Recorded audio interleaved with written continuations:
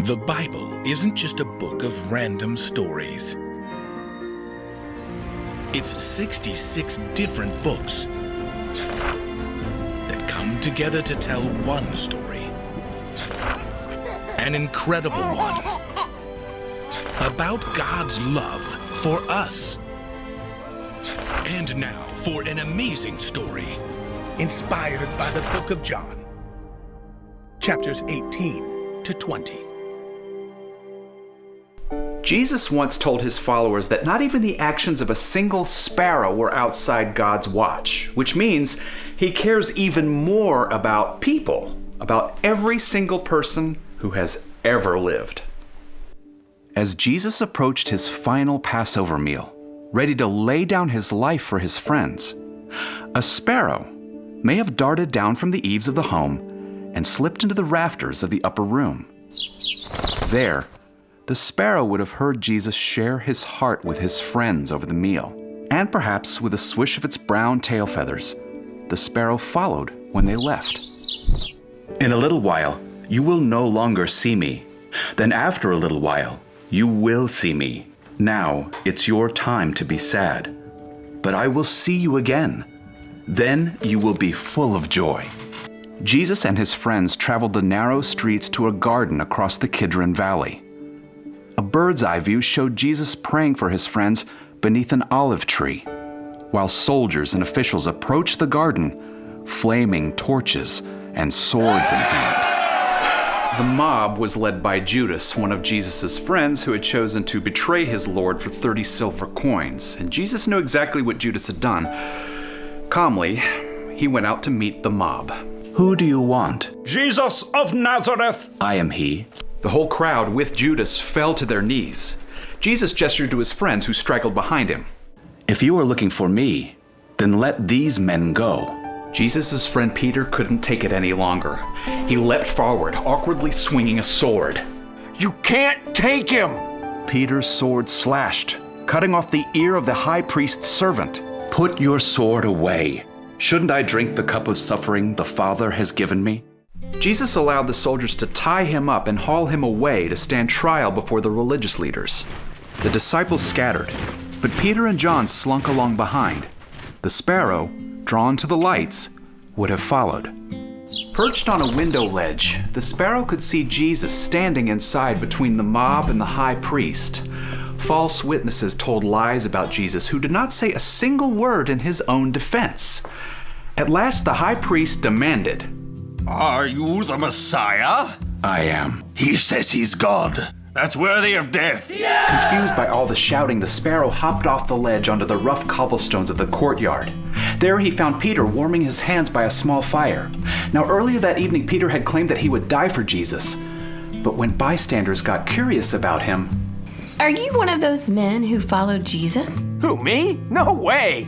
3 times Peter denied Jesus, and after the 3rd time, just as Jesus had predicted, the sparrow would not have been fond of roosters. With a twitter of wings, he took flight. Below, he could see soldiers leading Jesus toward the palace of the Roman governor, Pilate. The sparrow darted down, hoping for crumbs from the royal kitchen. But what he witnessed took away his appetite. Pilate wanted to pardon Jesus.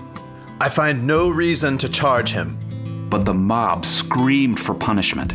So, Pilate ordered soldiers to whip Jesus. Look, here he is. He's not guilty of doing anything wrong. Only one thing would satisfy the crowd. Crucify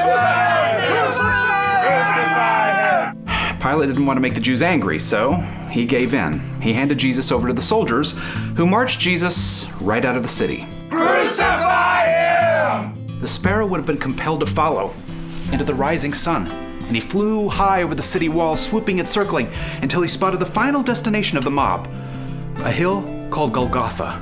The sparrow lit on some heavy beams of wood, but quickly fluttered up again as soldiers grabbed the rough wood. They nailed Jesus to the beams and raised him up on the cross between 2 common thieves. Dizzy and tired in the growing heat of the day, the sparrow settled to the dirt in the shade of several weeping women and Jesus' friend, John. Though Jesus was in great pain, he saw his mother's grief. He told her, Dear woman, here is your son. to John, he said, Here is your mother. Jesus had completed his mission. He was willing to face a death he didn't deserve because he cared so much about his friends and his enemies. With a final gasp, he cried out. It is finished. Darkness fell. The earth shook. Huge rocks split wide open. The sparrow would have seen enough. He launched himself into the sky as far as his weary wings would take him, and he swept through the air until he spotted a green garden with a running brook. And then he swooped down and nestled himself into the branches of an ancient olive tree. Later, as the sparrow foraged for seeds in the cool of the evening, 2 men arrived.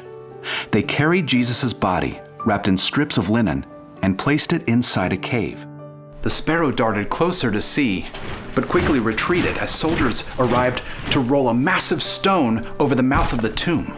Over the next days, the sparrow rested in the garden while soldiers stood guard outside the tomb. The day seemed long, empty.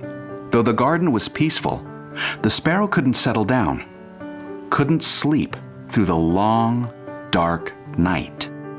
But on the 3rd day, as the sun crept over the edge of the horizon, the earth shook once again. Sudden light blinded the sparrow. When his sharp eyes could see again, the guards had fled. The stone was rolled away. The tomb was empty. God had raised Jesus from the dead. Jesus appeared first to his friend, Mary. Mary. Teacher. Above them, in the branches, that sparrow would have sung his heart out. Jesus was alive again, and he cared so deeply for every person God ever created, he entered into death and defeated it for all time.